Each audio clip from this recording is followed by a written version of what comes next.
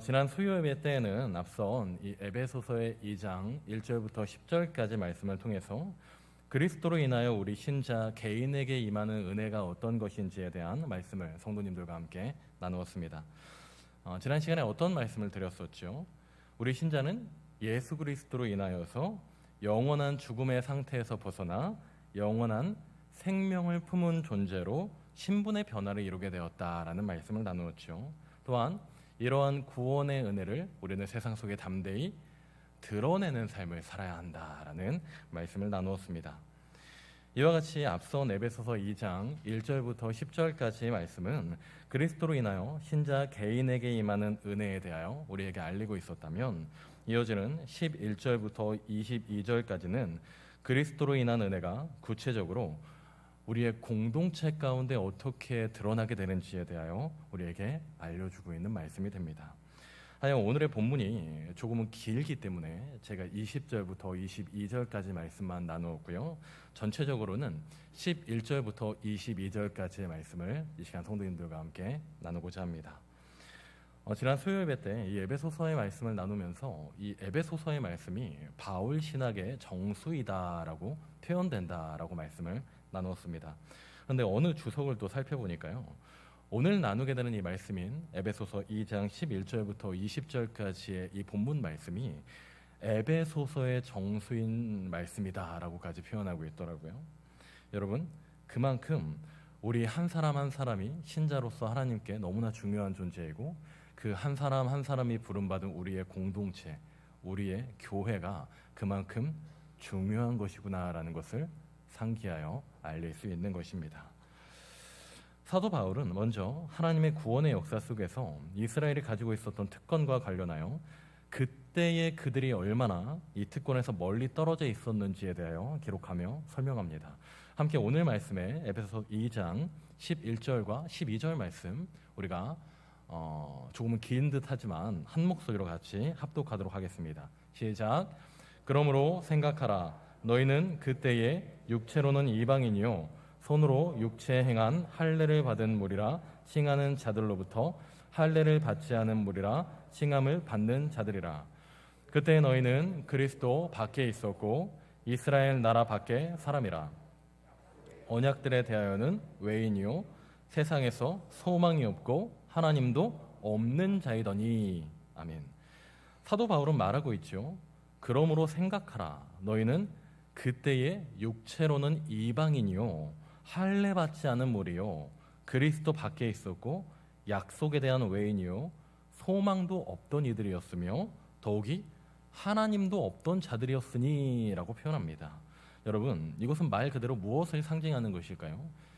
하나님이 없던 삶을 살던 그들은 소망이 없는 자들이었다는 것입니다. 소망이 없는 자들이었다.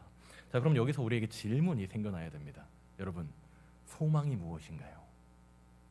여기서 말씀하는 소망이란 무엇일까요? 지난 수요예배 때 말씀한 이 소망이란 그리스도로 인하여 우리 안에 품어진 생명을 말합니다. 그리스도로 인하여 우리 안에 품어진 생명이라. 사실 제가 설교를 준비하면서 이 문장을 간결하게 정리해야 된다라는 것을 교수님들께 배웠거든요. 장황하게 문장을 늘어놓지 말고 한 문장, 단어 하나로 핵심적으로 짧게 설명할 줄 알아야 된다라고 설교와 교수님들이 가르쳐 주셨어요. 그래서 가급적 설교문을 줄여서 문장을 함축적으로 줄이려고 저는 노력을 합니다. 그런데 이 표현이 굉장히 좀 길지만 저는 이 표현이 굉장히 은혜가 되는 것 같아서 그대로 성도님들과 나누고자 합니다. 그리스도로 인하여 우리 안에 품어진 생명이다. 이것이 우리의 소망이다라는 것이죠. 자, 그런데 정한 박윤선 박사의 주석을 살펴보니까 역시 박사님들, 우리 교수님들은 좀 다르신 것 같습니다. 정한 박윤선 박사는 이 소망에 대해서 영생의 소망이라 표현합니다. 영생의 소망이다. 예수 그리스도로 인하여 우리 안에 예수 그리스도의 생명이 품어집니다. 이로 인하여 우리가 구원의 은혜를 누립니다. 하여 이것이 영생의 소망이다라고 간결하게 설명을 하고 있더라고요.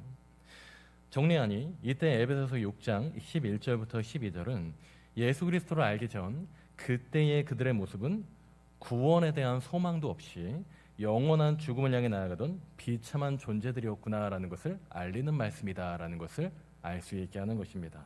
자, 그렇다면 그때의 그들은 그랬습니다. 자, 그러면 예수 그리스도로 인하여 은혜를 누리는 이제의 신자들은 어떻게 될까요? 그렇다면 이제 예수 그리스도께서 그들을 위해 행하신 일들이 무엇인지 알리고 있지요.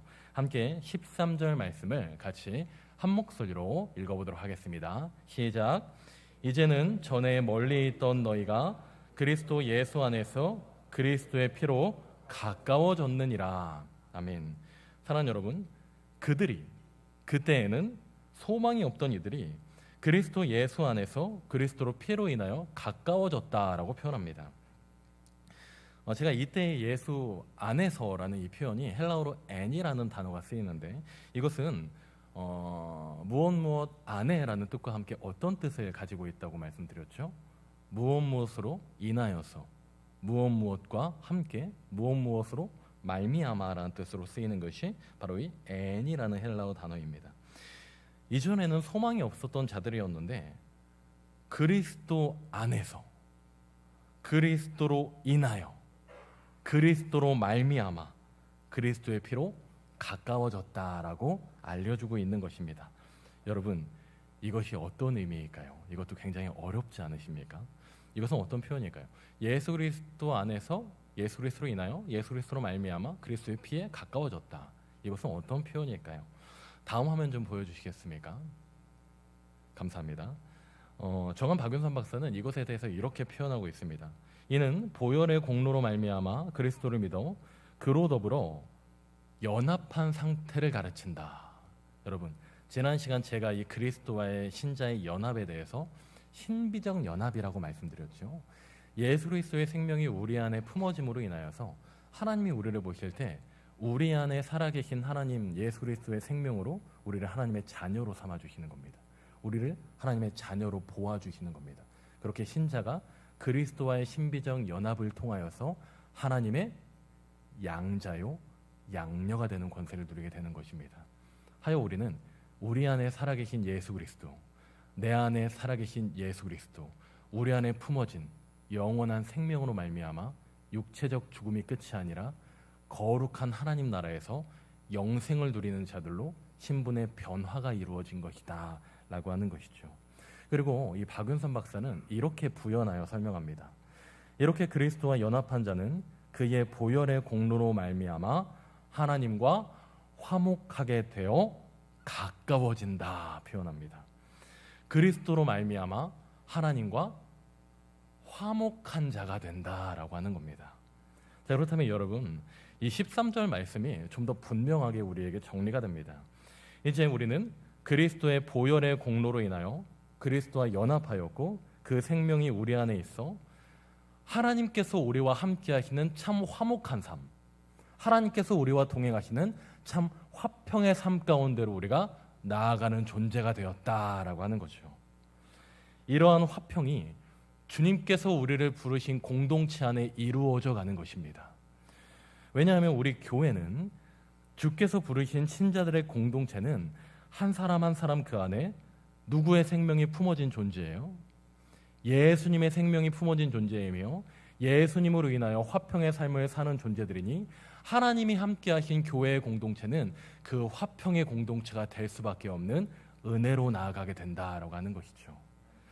우리 옆에 계신 분을 바라보면 이렇게 얘기해 볼까요?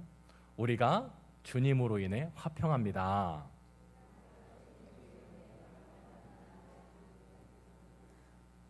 우리 이번에는 앞뒤를 바라보시면서 같이 해보실까요? 우리가 주님으로 인해 화평합니다.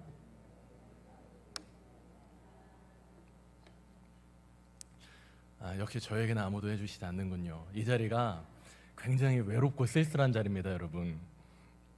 저한테도 한번 가면서 한번 해주세요. 그렇기 때문에 이어지는 14절 말씀은 우리 예수님께서 이러한 화평의 근원이 되신다라는 것을 우리에게 알려줍니다. 함께 이어지는 14절부터 18절까지 말씀을 보도록 하겠습니다. 조금은 긴 듯하니 저부터 교독하시고 마지막 18절은 합독하겠습니다. 그는 우리의 화평이신지라 둘로 하나를 만드사 원수된 것 곧 중간에 막힌 담을 자기 육체로 허시고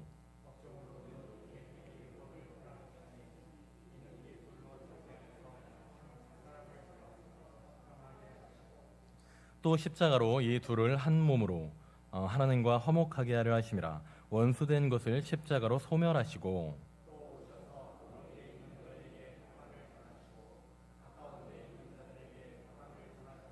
합독하겠습니다. 이는 그로 말미암아 우리 둘이 한 성령 안에서 하나님께 나아감을 얻게 하려 하심이라. 아멘. 신자의 화평이 되시는 예수님께서 하신 일에 대하여 기록을 하고 있습니다. 예수님께서 둘로 하나를 만드셨다라고 시작하고 있죠. 예수님이 둘로 하나를 만드셨다. 정한 박유선 박사는 이것에 대하여 설명할 때 유대인과 이방인의 화합을 말하는 것이다 라고 설명합니다. 유대인과 이방인이 화합한 것을 말하는 것이다. 그러면 예수님으로 인하여 법조문으로 된 계명의 율법이 폐하여졌으니 이 둘이 세 사람이 되어 하나가 되어 화평하다라고 말합니다. 굉장히 어려운 말씀입니다, 여러분. 굉장히 어려운 말씀입니다. 예수님께서 율법을 폐하셨다고 합니다. 자, 그럼 예수님이 율법을 폐하셨다고 해요. 그럼 원초적인 질문을 하나 우리 성도님 나누어 볼까요? 율법은 누구의 말씀입니까? 율법은 누구의 말씀이죠? 우리 중고등부 학생들은 제가 이렇게 물어볼 때 대답을 안 하면 제가 설교를 다시 합니다, 여러분. 여러분, 율법은 누구의 말씀입니까? 하나님의 말씀입니다.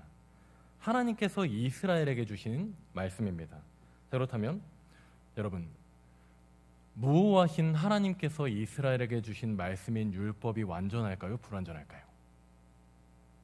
역시 다르시네요. 율법은 완전합니다. 완전하신 하나님께서 주신 완전한 율법입니다. 좋은 것이죠. 그런데 많이들 오해합니다. 이 율법이 정죄의 도구이며 나쁜 것이다라고 하는 오해입니다. 여러분, 이 표현이 적절치는 않지만 그렇다면 하나님은 율법을 이스라엘에게 왜 주셨던 걸까요? 이 예화가 조금은 적절치 않지만 여러분, 제가 어릴 때 공부를 잘했을까요? 못했을까요? 잘했을 것 같으시죠? 정답이십니다.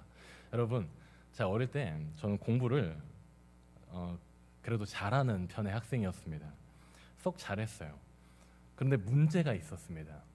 문제가 뭐였냐면 공부가 재미가 없는, 우리 학생들은 귀를 이렇게 막으세요. 공부가 재미가 없는 겁니다. 공부가 재미가 없는 거예요. 그래서 어릴 때 저는 공부를 할 때 이 책상에 앉아 있는 것 자체가 저는 굉장히 곤욕이었습니다. 그래서 숙제가 있으면은 빨리 숙제를 일찍 끝내놓고 남아있는 시간 가운데 그냥 책상에 엎드려서 잠을 자거나 그냥 앉아서 그냥 시간을 많이 보내고는 그랬어요. 그렇게 제가 공부를 다 하고 숙제를 마치고 그냥 아무것도 안 하고 이렇게 앉아 있으면은 저희 어머니가 저한테 와서 이렇게 이야기를 하는 겁니다. 동일아, 엄마가 문제집 여기까지 표시한 곳까지 더 풀면은 엄마가 맛있는 거 사줄게. 엄마가 상 줄게. 이러는 겁니다. 그러면 저는 꼭 엄마가 풀라고 한 거기까지만 문제집을 딱 풀었었던 그런 기억이 납니다. 여러분, 저희 어머니가 저에게 왜 문제집을 여기까지 풀어라라고 하는 기준을 왜 세워주셨던 걸까요? 문제집을 안 풀면 저를 혼내키려고요? 벌 주려고요? 회초리를 때리려고요? 아니죠. 오히려 상을 주고 격려하며 좀 더 잘 되기를 바라는 마음으로 저에게 이런 기준을 세워주신 겁니다. 하나님께서 이스라엘에게 율법을 주신 이유와 목적이 바로 이와 같다라고 하는 거죠.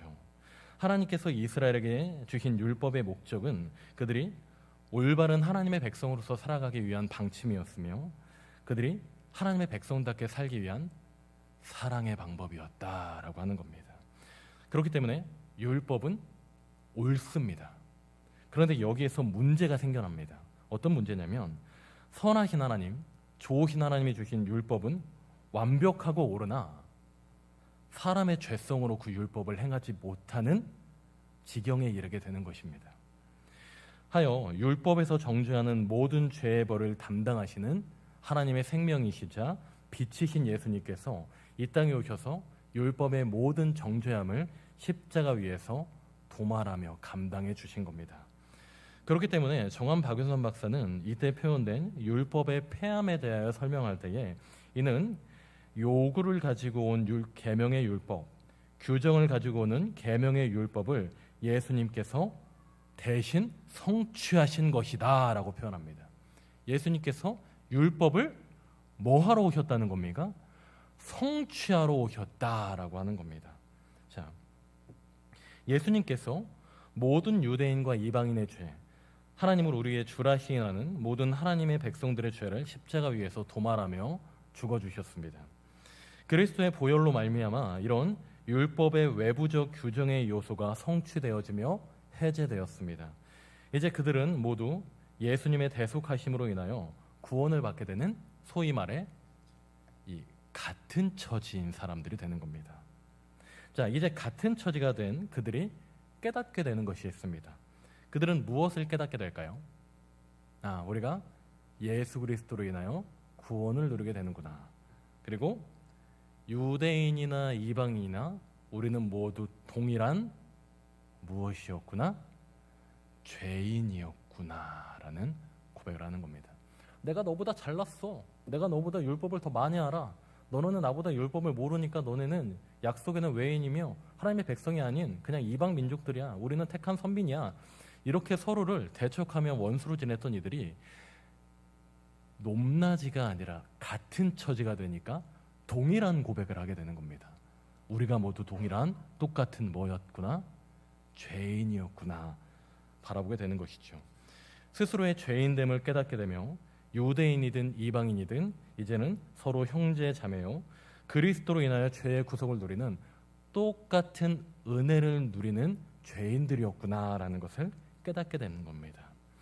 이제 원수되었던 그들이 더 이상 원수가 아니라 형제요 자매로 서로 화평케 되는 것이죠.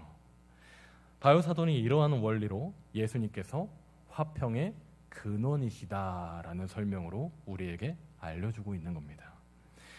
이제 바울 사도는 이런 공동체의 은혜가 얼마나 거대한 축복인지를 다시금 에베소 교인들과 오늘 말씀을 접하고 있는 우리에게 알려주고 있습니다.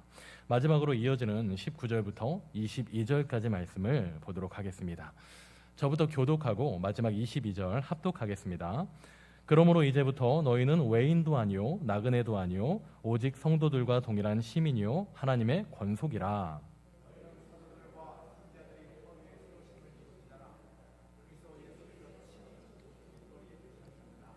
그의 안에서 건물마다 서로 연결하여 주 안에서 성전이 되어가고 너희도 성령 안에서 하나님이 거하실 처소가 되기 위하여 그리스도 예수 안에서 함께 지어져 가느니라.